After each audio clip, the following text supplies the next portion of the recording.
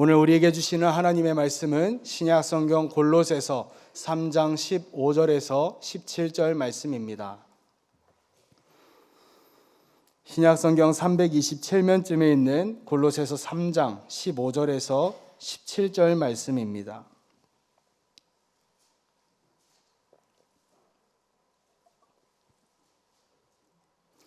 우리 한 목소리로 봉독하도록 하겠습니다. 그리스도의 평강이 너희 마음을 주장하게 하라. 너희는 평강을 위하여 한 몸으로 부르심을 받았나니 너희는 또한 감사하는 자가 되라. 그리스도의 말씀이 너희 속에 풍성히 거하여 모든 지혜로 피차 가르치며 권면하고 시와 찬송과 신령한 노래를 부르며 감사하는 마음으로 하나님을 찬양하고 또 무엇을 하든지 말에나 일에나 다 주 예수의 이름으로 하고 그를 힘입어 하나님 아버지께 감사하라. 아멘.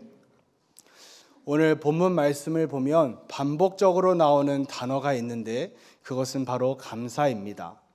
15절에 보면 너희는 또한 감사하는 자가 되라 라고 말씀하고 있고 16절에도 보면 감사하는 마음으로 하나님을 찬양하라 라고 하고 있고 또 17절에도 보면 하나님 아버지께 감사하라 하면서 매절 끝마다 하나님께 감사하라 감사하라 이렇게 가르치고 권면하는 것을 우리가 볼 수 있습니다. 그리고 또한 하나님이 오늘 우리에게 원하시는 것은 감사하는 것이다 라는 걸 우리가 배울 수가 있죠. 감사에는 두 가지 감사가 있다고 이야기를 합니다. 상대적인 감사가 있고 절대적인 감사가 있습니다. 먼저 이 상대적인 감사는 조건이 충족이 되면 하는 감사가 이 상대적인 감사입니다. 내가 하는 일이 잘 되고 우리 자녀들이 잘 되고 또 내가 하는 일들이 사업이 잘 번창하게 되고 내가 기도하는 제목들이 다 응답이 되고 그러니까 내가 평안하게 살아갈 때 내 마음에 그런 자연스러운 기쁨이 넘쳐날 때 우리가 감사를 하는데 이것을 상대적인 감사라고 이야기를 합니다. 근데 실은 이 감사는 세상 사람들도 다 하는 감사입니다. 조건에 대한 반응으로 나오는 감사이기 때문에 그렇죠. 반면에 이 절대적인 감사는 상황과 환경과 어떤 조건과 관계없이 하는 감사가 절대적인 감사입니다. 나에게 연약함이 있을지라도, 나에게 질병이 있을지라도, 나에게 물질의 어려움이 있을지라도, 내 생업의 현장이 어려움에 놓여 있을지라도 물론 힘들겠죠. 그럼에도 불구하고 내가 하나님 앞에 감사하겠다 라고 선택하고 마음을 결단하고 또 태도를 감사하는 태도로 바꾸는 것이 절대적인 감사입니다. 물론 질병도 큰 문제이고 물질의 어려움도 큰 문제이고 또 우리가 가지고 있는 육신의 여러 가지 문제들도 참 큽니다. 그러나 우리가 주님을 잃어버리는 것은 더 큰 문제가 되기 때문에 그 어려움과 힘든 상황 속에서도 내가 주님을 붙잡을 수만 있다면, 내가 그 주님 안에 거할 수만 있다면 내가 예수 그리스도로 말미암아 감사하겠다. 이러면서 내가 어떤 상황 속에서도 감사하기를 선택하고, 감사의 상황은 아니지만 내 태도를 바꾸는 거죠. 감사하기를 선택하고 감사하는 태도로 바꾸고 감사의 그 고백이 입술에서 터져 나오는 것이 절대적인 감사이고 이것이 그리스도인의 감사이고 이것이 하나님께서 기뻐 받으시는 감사인 줄로 믿습니다. 오늘 이 골로새서는 사도 바울이 감옥에서 쓴 옥중 서신인데 사도 바울이 이 골로새 성도들에게 그리고 오늘 말씀을 듣는 저와 여러분에게 계속해서 강조하고 가르치는 말씀이 뭐냐면 감사하라, 감사하라, 감사하라입니다. 세상 사람들은 원망하고 불평할지 모르지만 예수를 믿는 여러분들은, 그리스도를 따르는 그리스도인 된 여러분들은 감사하십시오. 이렇게 가르치는 것이죠. 왜 이렇게 감사하라는 말씀을 반복적으로 강조하고 있을까요? 그리스도인일지라도 모든 사람에게 감사가 자연스러운 것은 아니기 때문에 그렇습니다. 신앙생활 하면서도 어떤 이유로든 우리 입술에서 감사가 사라질 수 있습니다. 물론 우리가 예수님을 구주로 믿고 나의 주인으로 영접한 이후에 구원의 기쁨으로 말미암아 모든 것이 감사한 순간들이 있었습니다. 근데 신앙생활을 해오면서 점점 더 하나님이 날마다 부어주시는 그 은혜와 축복들이 자연스러워지는 거예요. 그 은혜들이 익숙해지는 겁니다. 그러다 보니까 감사하는 것보다 그냥 당연한 거지. 근데 그 당연한 것이 익숙함이 사라지게 되면 그 순간부터 감사가 아니라 불평과 불만이 나오는 것이 우리들의 모습이지 않습니까? 어제 우리 목사님께서 감사는 믿음의 표현입니다 라고 말씀을 나눠주셨는데 정확하게 그 이야기입니다. 감사가 우리의 믿음의 표현인데 감사가 사라진다면 우리의 믿음에는 큰 위기가 온 겁니다. 말뿐인 믿음이고 야고보서에서 말씀하는 죽은 믿음이 되어버리기 때문에 내 입술에서 감사가 사라졌다면 신앙에 큰 위기, 적신호가 들어왔다라는 것을 우리가 깨달아야 합니다.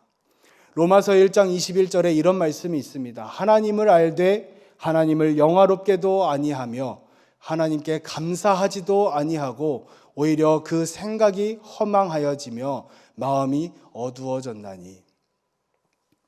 우리가 교회에 나와서 예배를 드린다 하더라도, 우리의 자녀들을 데리고 와서 함께 예배를 드린다 하더라도, 우리가 주의 전에 나와서 주님 앞에 간절히 기도한다 하더라도 우리가 하나님을 알잖아요. 하나님을 믿잖아요. 그럼에도 불구하고 하나님께 감사하지 않는 날이 우리에게 올 수 있다라는 거예요.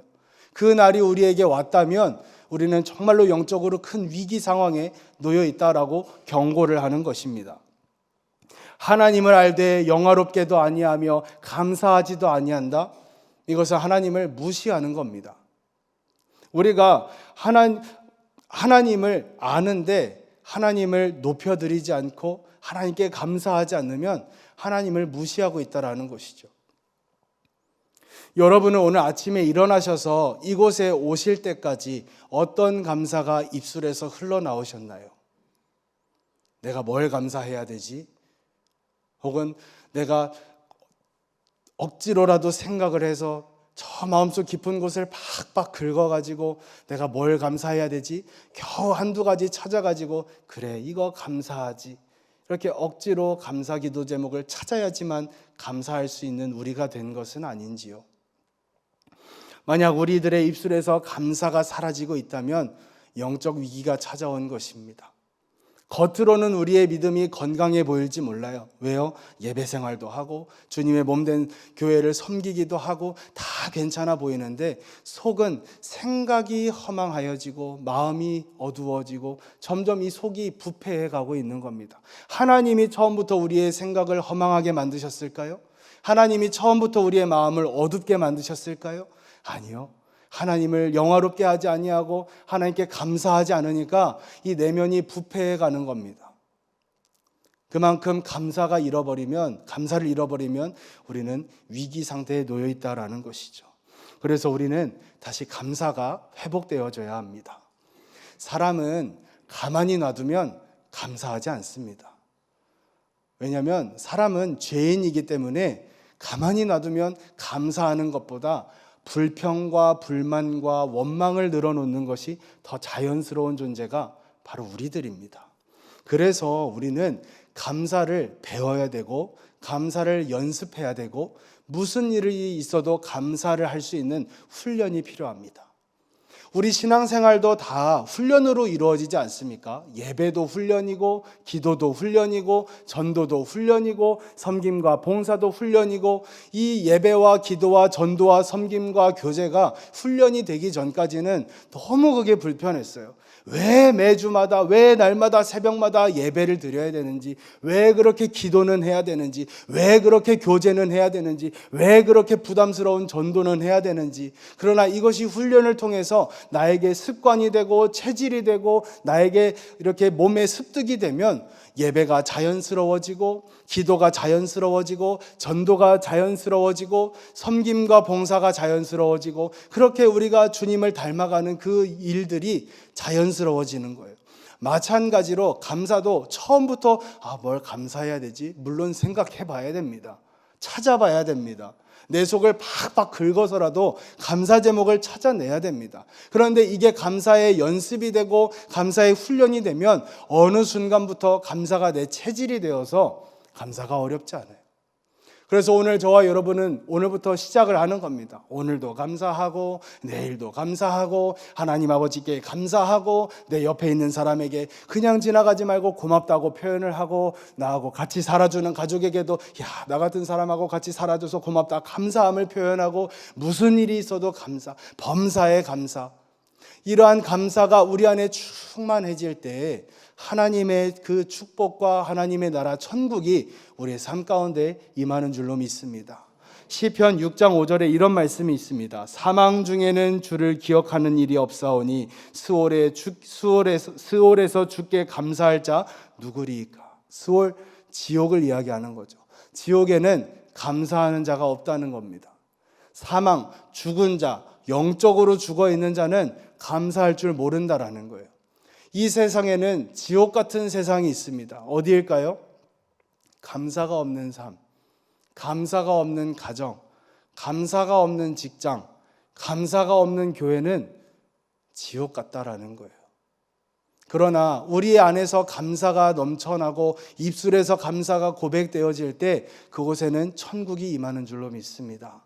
바라기는 감사가 우리의 삶이 되고 우리의 체질이 되어서 풍성한 감사로 천국의 기쁨이 누려지시는 저 여러분들 다 되시기를 주의 이름으로 축원드립니다. 그러면 어떻게 감사할 수 있을까요? 오늘 말씀해 보니까 세 가지를 이야기하고 있습니다. 첫째로 그리스도의 평강이 너희 마음을 주장하게 하라라고 말씀합니다. 그리스도의 평강이 너희 마음을 주장하게 하라. 15절 말씀이죠. 그리스도의 평강이 너희 마음을 주장하게 하라. 이 말씀을 영어 성경으로 보니까 주장하다를 영어로 룰이라고 해놨습니다. 룰, 그러니까 다스리다, 통치하다라는 뜻이죠. 그리스도의 평강이 너희 마음을 통치하게 해라. 너희 마음을 다스리게 해라. 이 말입니다. 그리고 이 룰, 다스리다, 주장하다라는 말을 헬라어 원어로 보니까 브라베우오라고 되어 있습니다. 이게 참 재미있는 단어인데 심판이라는 뜻입니다. 그 당시 고대 그리스 시대에 이제 인기 있는 스포츠 종목들을 이제 주관하는 심판을 브라베우라고 했습니다. 이 심판을 또 영어로 찾아보니까 엄파이어라고 하는데 야구 경기 좋아하시죠? 늘 말씀과 기도에 집중하시느라 야구 잘 모르실 텐데, 자, 야구를 보시면 거기에 주심이 있습니다. 주심을 엄파이어라고 해요. 그러니까 주심이 경기를 진행하는데 막 코치가 나와서 막 따지는 겁니다. 막 이렇게 하면서 막 따질 때 주심이 나가십시오라고 하면은 그 코치는 나가야 됩니다. 이 주심이 세이브 하면 세이브예요. 주심이 아웃 하면은 아웃입니다. 주심이 인 하면 인이고 파울 하면은 파울입니다. 더 이상 토를 달 것이 없어요. 사도 바울은 이 심판이라는 단어를 쓰면서 그리스도의 평강이 우리의 마음과 생각을 심판하게 하라라고 말씀하고 있어요. 우리의 마음에 여러 가지 부정적인 감정들과 염려와 불안함으로 인해서 마음이 오르락내리락하고 우리가 감정적으로 너무 이제 막 처지고 좌절감에 사로잡히려고 할 때마다 그리스도의 평강이 너희 마음을 심판하게 하라라고 말씀하고 있어요. 우리 마음을 다스릴 수 있다라는 거예요. 우리 안에 부정적인 감정으로 쌓이려고 할 때마다 그리스도의 평강으로 풍성해질 수 있도록 그리스도의 평강이 너희 마음을 주장하게 하라, 심판하게 하라, 다스리게 하라, 통치하게 하라, 이렇게 말씀하고 있는 것입니다. 그래서 오늘 사도 바울이 우리에게 이렇게 권면한다고 생각을 해요. 그리스도의 평강이 당신의 감정과 당신의 삶을 심판하게 하십시오. 어떻게 그러면 그리스도의 평강이 우리의 감정과 우리의 삶을 심판하고 다스리고 주장하게 할 수 있을까요? 빌립보서 4장 6절에서 7절에 이런 말씀이 있습니다. 아무것도 염려하지 말고 다만 모든 일에 기도와 간구로 너희 구할 것을 감사함으로 하나님께 아뢰라. 그리하면 모든 지각에 뛰어난 하나님의 평강이 그리스도 예수 안에서 너희 마음과 생각을 지키시리라. 너희 마음과 생각을 지키시리라. 어떻게 우리의 마음과 우리의 감정과 이 모든 것들을 심판하신다고요? 우리가 모든 것을 기도와 간구로 하나님 앞에 기도하고 우리의 마음을 감사함으로 바꿀 때 하나님의 평강이, 세상이 줄 수 없는 평강이 우리 마음 가운데 갑자기 풍성해져서 내 안에 있는 염려와 불안이 다 떠나가게 되고 우리의 마음이 주 예수 그리스도의 평강으로 지켜지고 안정되고 평안해지는 은혜가 있다라고 우리에게 말씀하고 있습니다. 그리스도의 평강이 여러분의 마음을 심판하게 하십시오. 그리스도의 평강이 여러분의 감정과 여러분의 삶을 다스리게 하십시오. 감사가 시작되게 될 줄로 믿습니다. 두 번째로 그리스도의 말씀이 너희 속에 풍성히 거하게 하라라고 말씀합니다. 16절에 그리스도의 말씀이 너희 속에 풍성히 거하여 모든 지혜로 피차 가르치며 권면하고 시와 찬송과 신령한 노래를 부르며 감사하는 마음으로 하나님을 찬양하고. 우리 안에 욕심이 가득 차면, 우리 안에 이기심과 정욕으로 가득 차면 감사할 수 없습니다. 그러나 우리 안에 성령으로 가득 차면, 우리 안에 말씀으로 가득 차면 우리의 입술에서는 시와 찬미와 신령한 노래, 감사가 터져 나올 수 있다라고 말씀합니다. 하나님의 말씀이 우리 안에 풍성히 거한다라는 이 말씀을 우리가 어렵게 생각할 필요가 없을 것 같습니다.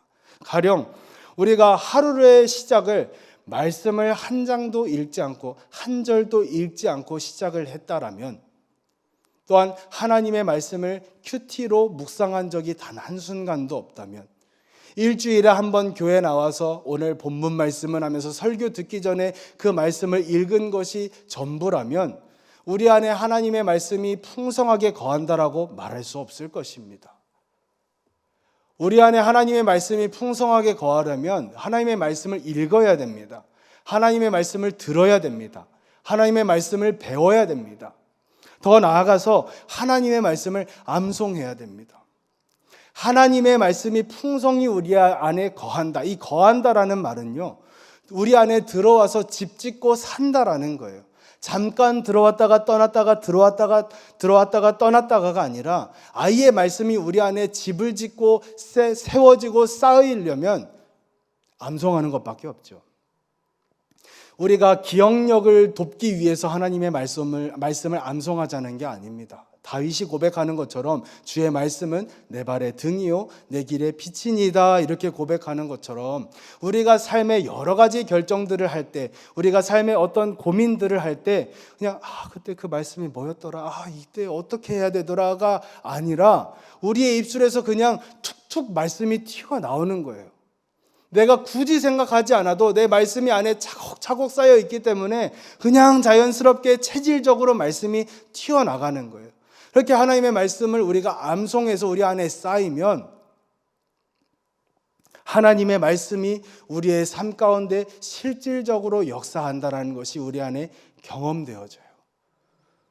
그렇게 하나님의 말씀이 우리의 삶에 경험되어지면 우리의 입술에서 감사가 다시 터져 나오게 된다.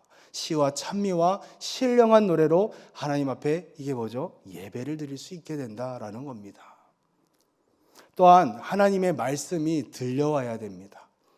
우리가 예배당에 다 나와서 앉아있다고 예배 그 시간에 왔다고 해서 말씀이 다 들리는 것은 아닙니다. 앞에 있는 설교자가 무슨 말을 하는지 못 알아듣겠으면 말씀이 들리는 게 아니에요. 그럼에도 불구하고 나오시기를 축원드립니다. 이 사도행전 16장에 보니까 자색옥감 장사 루디아가, 하나님을 섬기는 루디아가 사도 바울의 말씀을 설교를 듣는 중에 주께서 그 마음을 열어 바울의 말을 따르게 한지라라는 말씀이 있습니다. 이 하나님을 섬기는 루디아였으니까 이전에도 예배는 드렸어요. 근데 이전에도 설교를 들었어요. 근데 어느 날 주께서 마음을 열어주시니까 바울의 말을 따르게 됐대요. 그러니까 이게 사도 바울의 신복이 됐다, 바울의 오른팔이 됐다라는 말이 아니라 바울이 말하는 이 설교 말씀을 들으면서 그런 거구나, 아멘이 되기 시작하고 그 말씀에 동의가 되기 시작하고 그 말씀이 안에 들어오기 시작했다라는 거예요. 그런 것처럼 우리도 말씀을 들을 때 그냥 나와서 앉아 있는 게 아니라 하나님 오늘도 내 마음을 열어주셔서 그 말씀이 깨달아지게 해주십시오. 성령으로 우리의 마음을 조명해 주셔서 하나님의 말씀이 들려오게 해주십시오. 내 마음에 말씀이 쌓이게 해주십시오. 우리가 기도하는 마음으로 기도하면서 이 자리에 나와 앉아 있으면 말씀 듣는 것도 훈련입니다, 여러분. 말씀을 듣기 위해서 이 자리에 엉덩이 붙이고 앉아 있으면 말씀이 들려오는 날이 반드시 오는 줄로 믿습니다.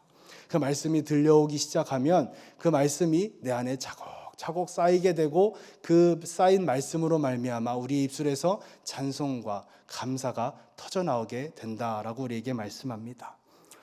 바라기는 우리 안에 하나님의 말씀이 충만하여지고 우리 안에 성령을 물 붓듯이 부어주시는 은혜가 있고 그래서 우리의 입술에서 기쁨과 감사가 터져나오시는 저 여러분들 되시기를 주의 이름으로 축원드립니다.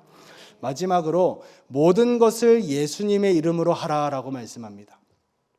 17절에 또 무엇을 하든지 말에나 일에나 다 주 예수의 이름으로 하고 그를 힘입어 하나님 아버지께 감사하라라고 말씀합니다. 우리가 생각하는 것, 우리가 말하는 것, 우리가 행동하는 것, 우리가 교회에서 어떤 섬김과 봉사를 하는 것, 하다못해 의자를 옮기는 것까지, 우리가 직장에서 근무하고 일하는 것, 우리가 가정에서 자녀를 양육하고 여러 가지 가정 일들을 하는 것, 이 모든 것, 우리가 심지어 운전하는 것, 성도 간의 교제를 나누는 것까지도 예수의 이름으로 하라라고 말씀합니다.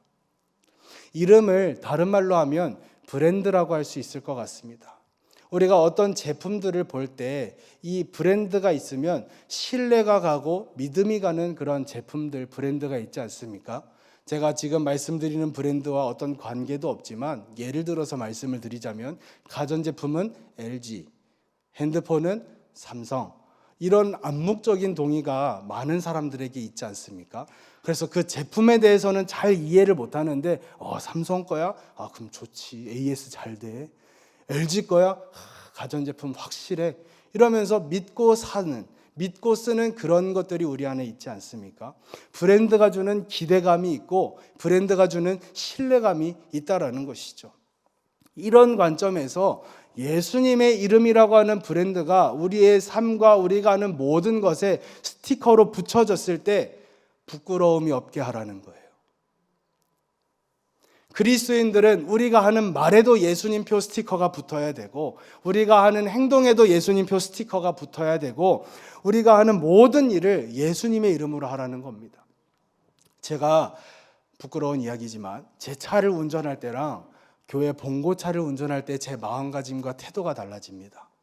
제 차를 운전하면 노란불로 바뀌잖아요. 그러면은 막 밟아가지고 나 간다 하면서 이렇게 가속을 하기도 하고 누가 끼어들려고 하면은 안 끼워주고 싶기도 하고 이렇게 막 유턴하면 안 되는데 주님 죄송합니다 하면서 이렇게 유턴을 하기도 하고 지켜야 됩니다만 그렇게 할 때가 있어요. 근데 교회 봉고차를 이제 운전을 하잖아요. 그렇게 못해요. 노란불로 변하면 속도를 줄이고 정지선에 딱 섭니다. 유턴을 하려고 해도 저 멀리 돌아서 뭐 P턴을 하든 저기로 가서 막 돌아오든 신호를 지킵니다. 왜요? 차에 교회 스티커가 붙어 있잖아요. 그 스티커가 붙어 있으면 추월을 하려고 해도 못 하겠어요. 그냥 옆으로 빠져서 그냥 가세요. 양보를 하게 됩니다. 누가 끼워달라고 하면은 자동적으로 이 브레이크를 밟아서 들어오세요. 들어오세요. 속도를 붙이려고 해도 속도를 붙여야지. 그리고 또 누가 막 들어오려고 하면 클락션을 울리려고 하다가도 참아야지. 왜요? 스티커를 보고 교회의 명예가 떨어지잖아요. 야, 예수 믿는 것들이 더해. 이런 말 듣게 되잖아요. 결국은 예수님의 명예가 땅에 떨어지잖아요. 스티커를 붙이면 그렇게 못하겠더라고요. 우리가 교회 안에서나 교회 밖에서나 가정에서나 직장에서나 학교에서나 어디에 있든지 우리가 하는 모든 말, 우리가 하는 모든 행동, 우리가 하는 모든 행위들에 예수님의 이름의 그 스티커를 붙여도 전혀 부끄러움이 없게 하라, 이렇게 우리에게 도전하고 말씀하고 있는 거예요. 예수님이라면 이렇게 말씀하시겠지, 예수님이라면 이렇게 행동하시겠지, 이러한 것들을 계속 속에서 되새이면서 담대하게 예수님의 이름으로 하라라고 이렇게 이야기하고 있습니다. 말씀을 정리하겠습니다. 오늘 본문에 계속 감사하라, 감사하라 말씀하고 있는데, 감사라는 단어가 헬라어로 보니까 이 유카리스툰테스라고 합니다. 유카리스툰테스. 자꾸 어려운 말 나오죠. 이 말은 기억할 필요는 없습니다. 의미만 기억하시면 됩니다. 유카리스툰테스에서 우리가 잘 아는 유카리스트라는 단어가 나왔습니다. 이 뭐냐면 예수님께서 십자가에 달리시기 전에 마지막으로 남기신 유언 중에 하나가 십자가에서 내가 죽는 것을 너희들이 잊지 말고 기념하라, 기억하라 하면서 우리에게 성만찬을 명령하셨어요. 그 성만찬이 영어로 유카리스트입니다. 그러니까 이 감사라는 단어는 어디에서부터 출발하냐면 예수 그리스도께서 나를 위해 십자가에 달려 죽으신 그 은혜를 기억하는 데서부터 시작한다라는 거예요. 우리가 진정으로 무슨 감사를 할까? 우리가 어떻게 감사를 할까? 예수님의 은혜를 기억하라는 겁니다. 예수님께서 나의 죄와 나의 죽음의 문제를 해결해 주시기 위해 죄로 인해서 하나님과 철천지 원수되었던 우리를 화목하게 하시고 하나님의 자녀가 되게 하시기 위해 그 자신을 화목제물로 드렸던 그 주님의 은혜, 하나님의 자녀로 삼아주시기 위해 십자가에 달려 철철 피를 흘렸던 그 주님의 은혜를 기억할 때 우리에게서 감사가 다시 시작되고, 아까 그렇게 신앙의 위기에서 다시 신앙의 생명력이 뛰게 되는 놀라운 은혜가 우리에게 일어난다라는 것이죠. 추수감사주의를 준비하고 있습니다. 한 주간 동안 다른 것 감사할 것 찾지 마시고, 물론 감사할 것을 찾아야겠죠. 그보다 중요한 것은 예수 그리스도께서 나의 삶을 위해서, 나의 생명을 위해서, 그리고 나 자신을 위해서 어떠한 희생과 은혜를 베풀어 주셨는지를 깊이 묵상하시고 기억하면서 온전한 감사와 풍성한 감사를 하나님 앞에 올려드리기를 준비하는 저와 여러분들 다 되시기를 주의 이름으로 축원드립니다. 오늘 말씀을 기억하면서 함께 기도하실 때, 하나님, 그리스도의 평강이 내 마음을 다스려 주셔서 내 삶 가운데 감사가 흘러넘치게 하여 주옵소서. 하나님의 말씀으로 내 안에 충만하게 채워주시고 모든 일을 예수님의 이름으로 하며 주님께 영광 돌리고 기쁨과 감사가 넘치는 삶이 되게 하여 주옵소서라고 주여 한번 부르시고 기도합니다.